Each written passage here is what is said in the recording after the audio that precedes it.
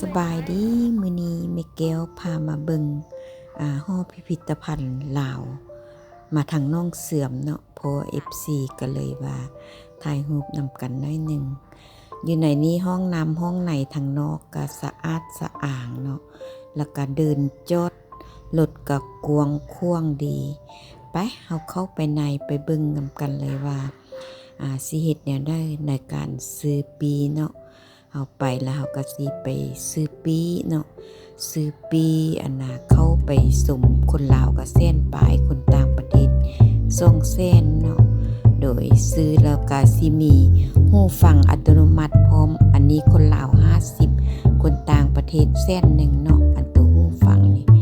ขี่ไปส่งฝากทางก็สิแม่นนัมเบอร์ตะกี้มันเป็นน้องเสื่อมเนาะสมัยตะกี้ก็เจ้าก็สิไปห้าปู่ห้าป่าแถวนั้นแหละเดี๋ยวนี้เพิ่นมาสร้างหอพิพิธภัณฑ์อยู่บนนี้ล่ะงามหลายอลังการงานสร้างเนาะศิลปะการขวัดการเต็มการวาดจังแม่นคักแท้คักว่าผู้ใดบ่ได้มาเบิ่งก็มาเบิ่งเด้อศิลปะวัฒนธรรมลาวสร้างฝีมือลาวนี่สุดยอดเลยมีหลายอันหลายแนวที่ให้เฮาได้ศึกษาเนาะมากับมาพอ FC ไทยเสียงควงพี่น้องเสียงควงเนาะก็เลยว่าได้ร่วมถ่ายรูปถ่ายหอยรวมกันหน่อยหนึ่งเนาะโดยขอบใจหลายๆเด้อที่ติดตามแม่แก้วทุกๆคนนั่นแหละเห็นแม่แก้วแล้วก็ทักทายสบายดีเนาะก็ขอบมุกขอบใจนำ FC ทั้งหลายที่ว่ายังหักแม่แก้วอยู่เนาะแม่แก้วก็บ่มีหยังตอบแทนมีแต่คำขอบใจนี่แหละโดยตะกาซ่อนเจ็ดสิ้นฝีเนาะผู้ใดอยากมาเรียนก็มาเรียนได้เด้อแม่แก้วซ่อนทุกวันอาทิตย์คือเก่าหั่นแหละโดยพาไปเบิ่งวัตถุโบราณของลาวแต่สมัยตะกี้พุ่นมาเนาะเพิ่นสิมาเก็บสะสมไว้นี่เบิดเลยสิมีทุกอย่างเลยเป็น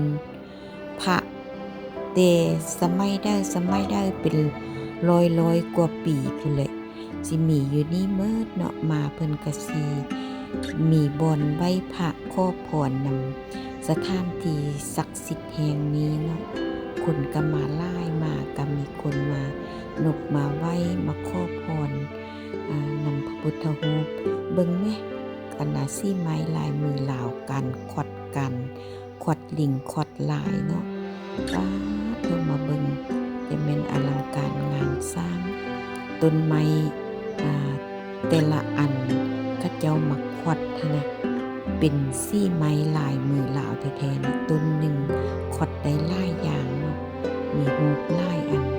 เบิ่งแต่ละรูปนี่ก็บ่แม่นธรรมดาเพราะว่านักศิลปกรรมบอกเขาจะมองการขวัดการเต็มการวาดลวดลายถูกเบิ่งแล้วก็เพลินป่านนี้เบิ่งบ่หมดได้นี่เพราะว่า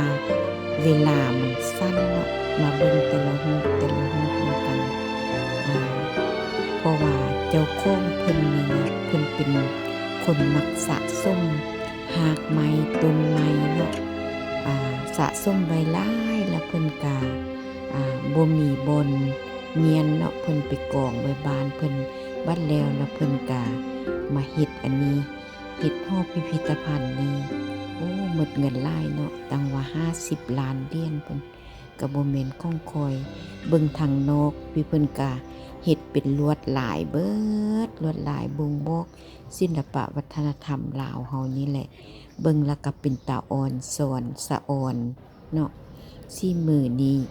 คือสิมีแต่ผู้เก่งๆคนลาวนี่ก็บ่น้อยหน้าจากต่างประเทศเด้เพิ่นเฮ็ดได้งามหลาย